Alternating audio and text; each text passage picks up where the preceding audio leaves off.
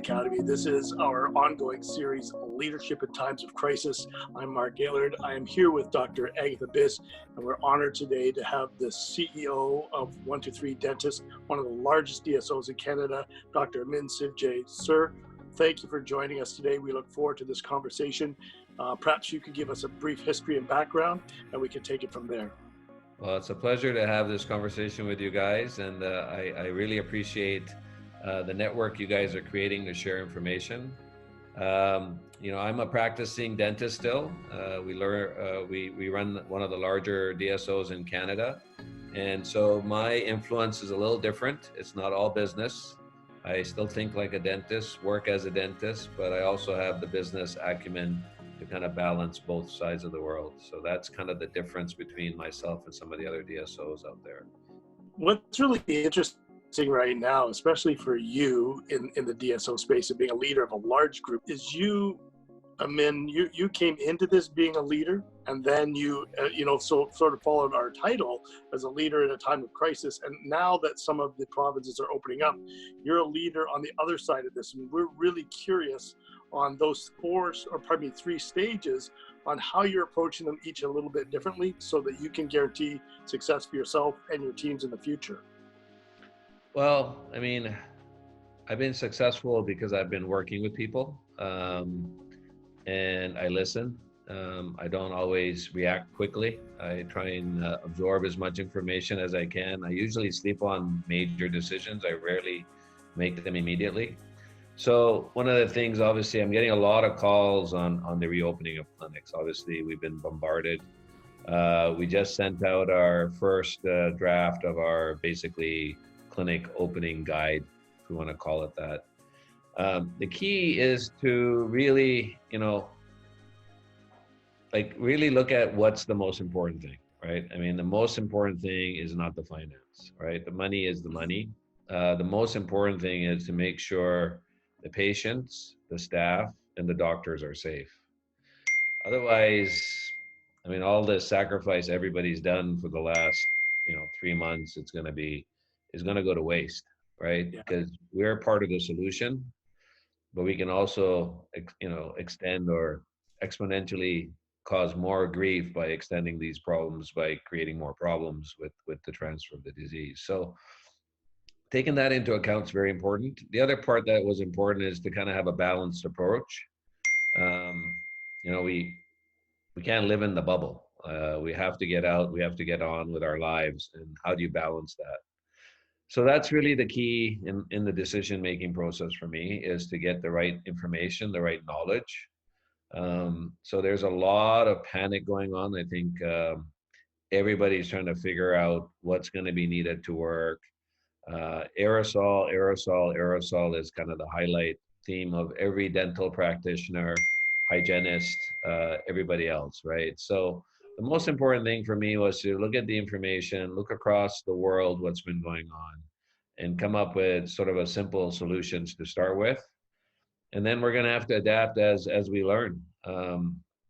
When they slowly opening up the economy, we're all going to learn a little more about this disease. I think everybody has been learning. I think, there's been a quick blame placed on China, but I don't think they knew enough themselves. And I think as this virus has gone to other parts of the world, everybody's learning more and more. And we're going to find out if it is truly a big problem with aerosols in a dental office, or if it's a little bit worse than the flu, or it's nothing. We're going to find out quite quickly, I think. And that's why the clinics almost across the country are all opening in an emergency format, right? We're only allowed to do emergency treatments.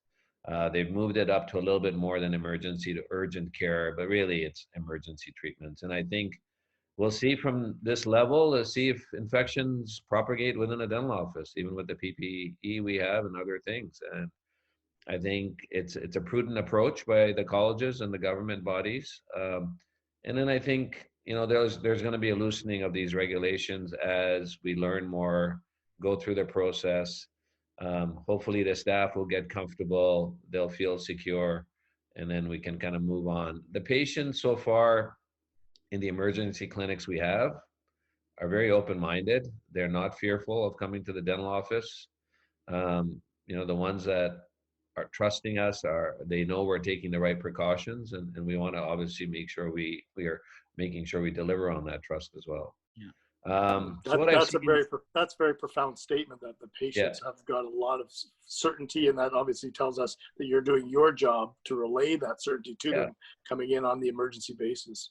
yeah, no, they seem quite open-minded, and I think obviously, all of us know overwhelmingly across this country and obviously even in the US, people are ready to go back.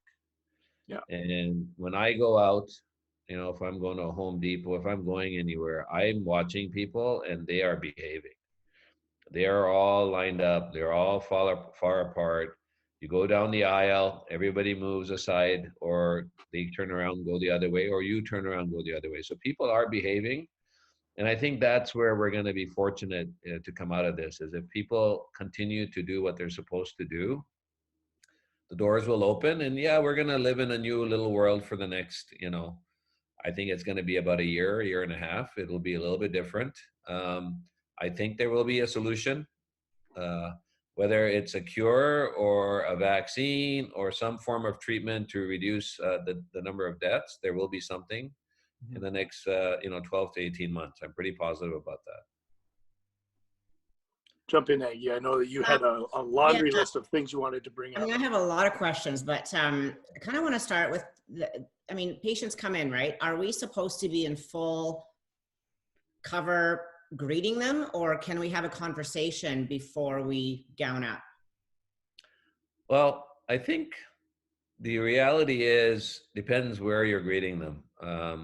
And again, the first step we're doing is pre-screening, right? We're pre-screening before they come to the office. Of course. They've signed everything up. They're fine. We got a thermometer, going to check the temperature. Yeah. Obviously, if the temperature is high, we're going to say today's not the right day for treatment. You may want to go have this temperature looked at, right? So that's the easy steps. We're giving patients options. They will have options to have masks within the clinics. They will also have the options to have gloves. We've had several discussions about the bathrooms, almost discussions to the point where you kind of say, well, they should be told they can't use the bathroom. And I said, well, that's just not a realistic approach, right? People need to use the bathroom. What I suggested is to make sure we have cleaning products within the bathrooms so that people can pre-clean and post-clean. They have to be able to have the tools. They will do it. Right. We're all looking at it. We're all doing it. So, the simple things like that have become discussions. And so for me personally, again, you're not going to be able to go close to these people. We want to do social distancing. I don't think we need to be in full PPE to have a conversation or have a discussion. Obviously, if you're going to start doing a procedure and you're getting close or you're looking inside the mouth, you need to wear the right amount of PPE that makes sense, right, at that time.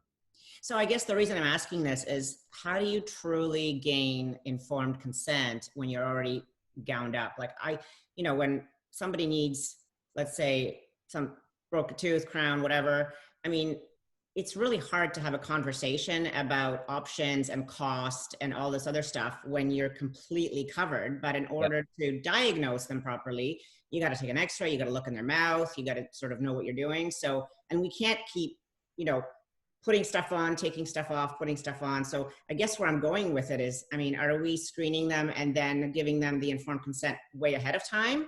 Yeah. So what we're doing, we have a COVID consent form, letting them know that there's a pandemic and you're getting treatment during one. Yeah. So there's already that sign. Yeah. Again, we don't have guidelines for clinics to that extent, but I'm going to tell you what I would do.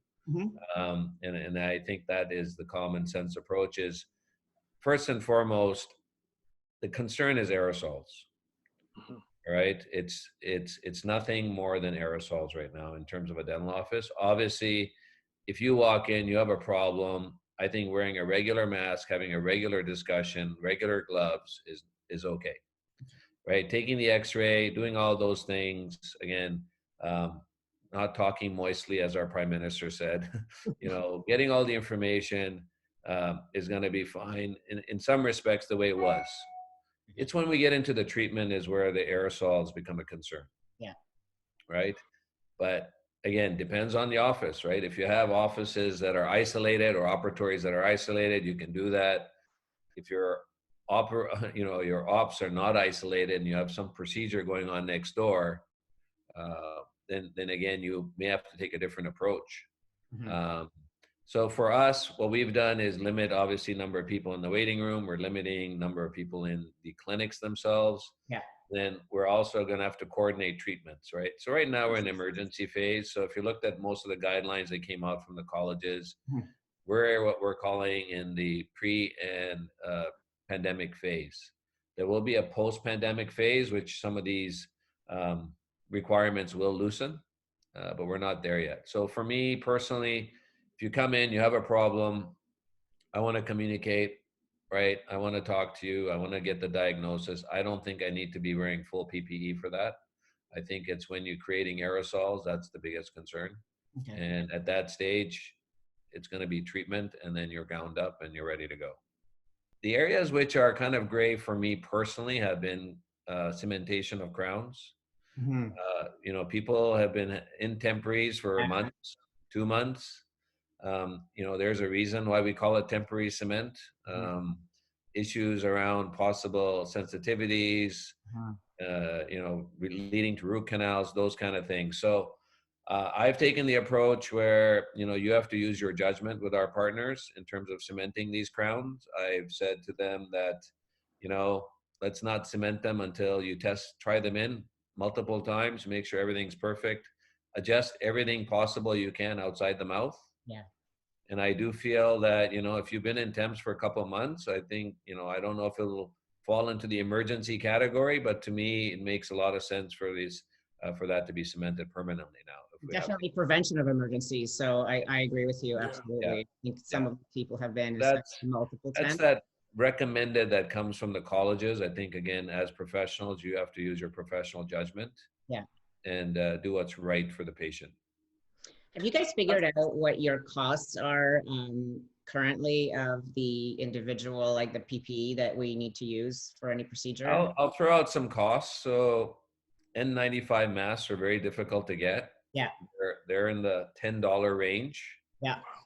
Most people are sourcing KN95 masks. They seem to be in the $4 to $5 range. Disposable gowns are anywhere from $7 to $10. We are actually looking at options of a linen service to get basically reusable gowns. They don't have any in stock either. So we've had discussions with them to provide basically reusable gowns across all of our clinics. So those discussions continue. The little booties, the head covers, those are all not too badly priced. They're usually around $1 for each of those items, even though they're probably pennies in the past. The regular level 3 masks, which were 15 to 20 cents or about $1 or something. The shields, we've opted for reusable shields. We're paying about $15 for the shield, which is reusable, and then you can get the plastic pieces that replace for $1 each more when they get scratched up or whatever. We look for shields that had the ability to have loops underneath them, which we thought was important. Yeah. So, if you add it all up, you're obviously doing the math there. You're into the $35, $40 range per patient. Lots of chatter on various WhatsApps and different groups about, do we charge the patient? Do we not charge the patient? I personally feel at this point in time, we're providing a service. We're not really here looking after the business part. And at this point in time, we're just going to, not have an extra cost embedded in there for now.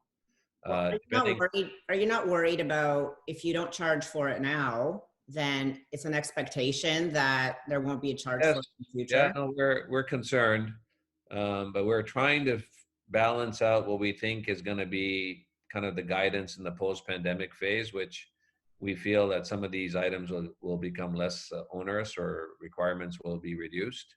So we're just trying to balance that out. And again, it's a discussion still. Yeah. Yeah. And we have a unique model. It's a partnership model. So we're providing guidance. Ultimately, our partners that will make the final decision at the clinic level, and it may not be the same answer at every clinic. Now, I know that Saskatchewan opened on May 4th. What was the patient response to that? Were people lining up at the door, calling back to the dentist, trying to make an appointment, or was it more of an outreach on the clinic's perspective to slowly get them in? I know that you said you were working on an emergency basis, but Yeah. with the general public hearing that dentistry is now open to the public again, was there an influx in interest in getting in for just, regular treatment? Yeah, so it's not like the patients are banging down the door and need to get in, right? We're still doing only emergencies and emergent care, and there's a full list. I don't have it memorized, but it's like 25 items, and most of them you basically have to be in pain or it's an active disease, and so there isn't a lot there unless you've been in discomfort that we are able to do right now, anyways. And I think in this era right now, what we're seeing in the hospitals where people with strokes and heart attacks are not even showing up, dental pain is probably not on the top priority for some of these people that are freaked out. And so I'm thinking, again, the doors are not breaking down. We're just seeing the people that absolutely, absolutely want something done. And I think as we get into the next phase where we can do hygiene and things, there are people that will be coming right back in just to prove a point that I need to get out back on it with my life. Yeah. But we're not there yet. So we're not seeing, this overwhelming tide of people needing dental work yet. The offices that you have open for, all the emergency type of care, have they all the staff, are they all back, or how are you managing bringing people back to work? It's limited staff. It's going to be limited staff coming back as well. Two reasons. Cost is one. The second one, obviously, is the social distancing. We don't know what's going to be the right amount of people yet ourselves. In our guide that we have developed, we are going to probably put the options to our partners to think about having 2 shifts, considering what the options will be. And right now, for an office, you just need 1 receptionist, 1 CDA, and the dentist right now, and it's still limited hours, right? If you look at the list of items of things that we're allowed to do, it's quite limited. Yeah. So it's going to take some time. But I think one of the biggest. Sorry, go ahead. I don't think the full staff. Not everybody's going to be back right away. It's going to take a little bit of time. What's the formula, doctor, that you've put together with your DSO on bringing people back? I know that I've been asked a million times, how do we sort of decide who's going to come back, who's the right fit, and what's the timing for that? Is there a specific formula you're using to bring people back? No, I don't think we're using a formula, to be honest with you. I think because our model is a little unique with the partnership model, our partners will work with us to kind of formulate the model for each clinic or the guidance for each clinic. We're just gonna put the information in front of them, what makes sense, right? And then they have to kind of really utilize that information and kind of see what makes sense for that clinic. It's all gonna come down to space, what the government bodies are gonna kind of say is the next post-pandemic phase and what we're allowed to do and how much. Leaving operatories for 3 hours sprayed down, obviously doesn't make any sense, right? It's not possible to do that from a business point of view. So, even with the staff schedule and things, I think it's going to be quite apparent that everybody is going to need to work together to come up with something that makes sense for them, for the business, and for the patients. Everybody's going to have to give in a little bit and come up with a plan, and then eventually, we'll get back to the so-called new normal or the normal in probably, like I said, 6 months to a year. So, if you have childcare issues, you may not be coming back to work anyway. So it's not just us deciding. There's going to be a lot of staff that will make different decisions based on their personal lifestyle or issues, right? I think, before we shut down our clinics, we had a lot of scared people working. They did not want to work. A lot of people simple things. We had somebody complaining that, this CDA's family just came back from Europe and she's coming to work, she shouldn't be at work. And, we have no right to tell somebody not to come to work because a family member just flew back from a place, right? It was all over the place. So, I can still see some things like that happening where there's still some fear.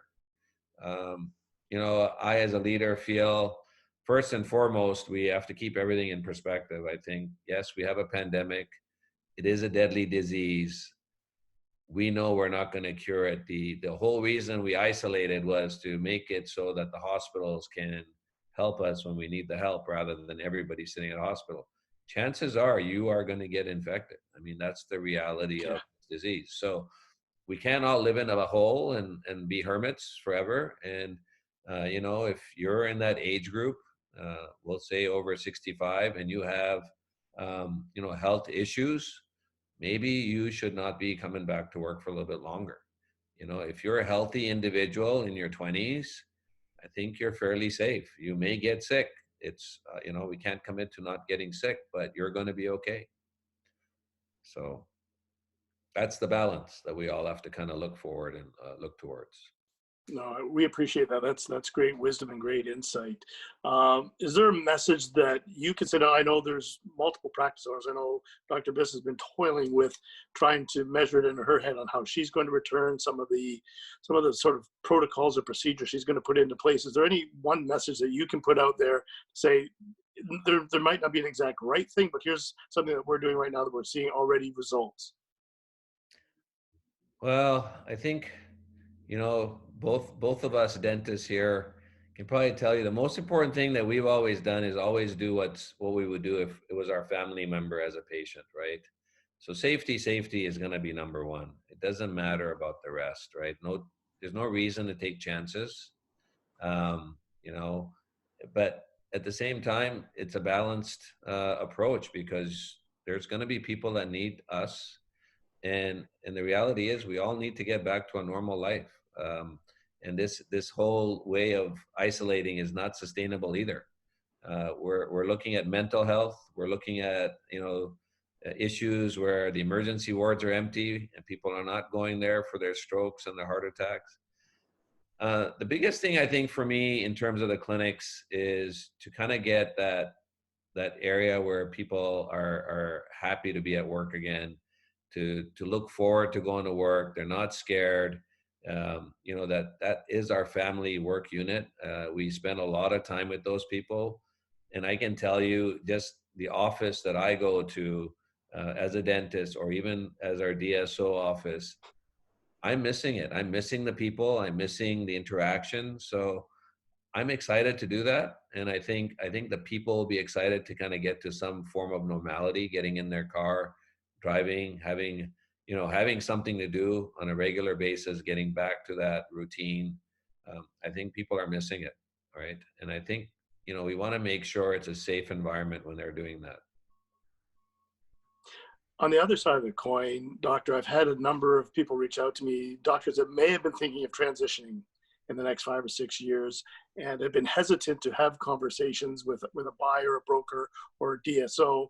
And now they're asking me, do you think this is the right time to create these partnerships with the DSO? Do you have a plan going forward that can support doctors that may be looking at transitioning out and perhaps joining a DSO like yours?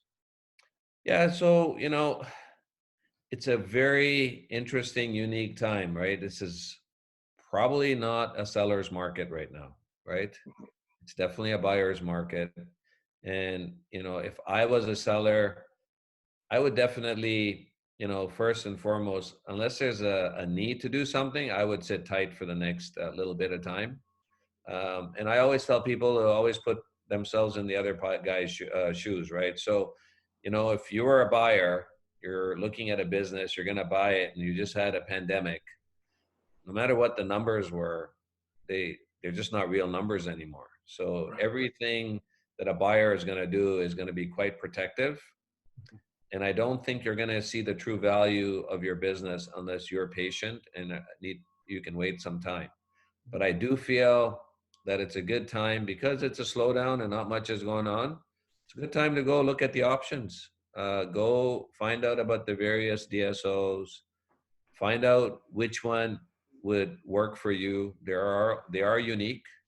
The personalities are unique. The people behind them are unique. And I think you need to go find out which one you like, because it's a long-term relationship. Almost all the DSOs, you're looking at 5-year commitments. You're looking at working together closely with them. So find out which one you are going to work with really well. The money is always important. Let's not kid ourselves, but ultimately it's not the thing that will make your final decision. The money will, it's pretty close. All of us are in the same ballparks. We all play with the same financial constraints. We have money coming from similar sources, right? You can only do so much. It's who you feel comfortable with, who you feel will grow the value, your share value for you. And right now, I think it's a good time to investigate and learn. I don't think it's a good time to do a transaction, unless you're desperate. And if you're desperate, it's a fire sale right now, right? There's a pandemic. So I'll tell you what I've been seeing. I'm seeing a lot of people doing signing things, but there's a lot of holdbacks involved, because we don't know where the numbers will line up. The multiples pre-COVID and post-COVID are significantly different. Nobody's actually closing on transactions. So, if you said tomorrow, I want to fire sell my clinic for half the price it was worth, chances are nobody's touching that still. It's going to have to be business is open, we're running. You're going to need to have some business going before somebody will touch a business right now. So easy enough to get people to sign on. There's a lot of talk about deposits out in our industry. Pretty well, the groups that are in Canada, a couple of them boast that they're non-refundable deposits, but every lawyer we've talked to, if you read between the lines, they're all refundable deposits, right? There's a lot of smoke and mirrors. So again, it's a buyer's market. And if I didn't have to sell a clinic, I would not be recommending to sell a clinic. And, for us, we have a partnership model. It's very unique. It's not a transactional model. So, I just wouldn't feel right having partners getting less money, and they could have gotten more money if they were just patient. So for me, the advice has always been whatever is fair, because it's a long-term relationship for us. Right. But I definitely appreciate your honesty and your candor answering that question. I know it's an interesting and difficult question right now. It's a touchy issue, but you know what? It is what it is. That's the truth, right? Dr. Biss, you're getting ready to ramp back up and scale up in the next, hopefully, month or so. We talked earlier, there are a few things that you are putting into place as a solo practitioner. What are some of the plans and the protocols you're going to have in place that's going to give you some runway going into the other side of this COVID? Well, I mean, if we're just talking opening in the emergency type care only, that's different than moving sort of forward. Yeah. A couple of things that I'm thinking about and I'm actually excited about is the ability to transition how we book appointments in general. So moving forward, maybe not immediately, but as we move forward and out of this kind of like wave of the lowest, I'm really excited about switching over to more of that screening patients ahead of time, knowing what you're scheduling, really being able to properly, book these appointments, and then also really think about, what part of the day they're booked in as well. So that's something that I'm kind of restructuring in my own office. The other thing that we were talking about yesterday is that a lot of offices that are assignment offices or, take insurance directly will probably need to shift over from that. And that, I think, is a very huge benefit to us as a profession to get away from that direct payment. So I think that will come out of this as a result for a lot of dentists. And, that's a really, really good thing. The other thing is that, technically, if you're going to be booking appointments moving forward, having the ability to potentially have the patients understand that in order to schedule something, they have to actually pay a deposit. Just like, I do when I visit my specialist or, whatever it is you do. And of course, with notice or, we're reasonable people. We're not going to keep everything. But at the end of the day, that's something that I'm really looking into doing more now than ever before. So, there's a lot of things that I'm still thinking about. We need to have our, we haven't been notified yet as to how we're going to open and what's going to happen in those first few days. But long term, I think all of us really need to look at, what we didn't like about how we practiced. And this is the time that you can implement it right away. Yeah, it's like a fresh start, right? You get to kind of set some new rules, new boundaries, new initiatives. Yeah. I don't know exactly where your clinic is, but in Canada, like across the country, there was a shortage of people, staffing problems, because the economy is doing so well. Finding CDAs, finding receptionists, finding hygienists was very difficult, and it was onerous on the owners, because what was happening is there was almost this bidding war for staff, because they would be jumping from office to office because somebody would be like, well, I'm desperate, I'll get that, and now I think that whole issue will be set aside a little bit. I think the labor issue will be set aside, because I think things are going to be a little bit adjusted and slower for the next, probably, like I said, a couple of years probably before we get to normal. So I think we'll have an opportunity to make sure that people are working together, and you have the right team members there for the right reasons, rather than desperation. Because I think sometimes, again, in the past, you're stuck and you need somebody. It's not the right candidate, but like you need somebody, and those decisions were made basically out of need, rather than made because you want that person. So I think there'll be an adjustment there. What I really have enjoyed to see again is all these colleagues that sometimes feel like they're competing with each other are actually truly working together, whether it's to come up with solutions for the college or the Ministry of Health or whatever. They're actually coming together, rather than, oh my God, he's opened a clinic across the street, they're going to take all my, that whole stuff has all gone out the door. The dental family has kind of gotten closer, and they are helping each other. So, which has been amazing. And it's nice to see, because it's nice to see dentists actually unite together, because for a long time that was not the case. So even from some of our conversations, I'm seeing a big shift in how we all connect and work together and get along. So for sure, I'm really glad about that. Yeah, and again, I as a dentist, I practice still, and I have a bunch of friends who are not part of our DSO, but I'm sharing valuable information I've accumulated with them. I'm not like, oh, this is the DSO stuff, I can't, it's not that world. To me, they're my colleagues. I want to make the world safer for them, right? Because ultimately, if dentistry becomes safe again, we all win.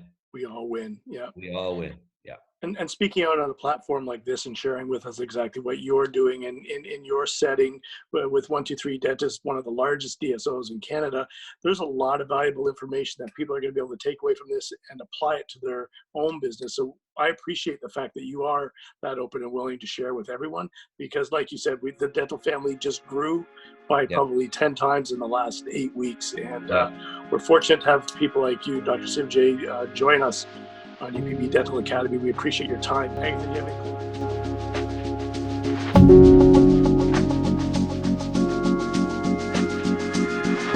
have?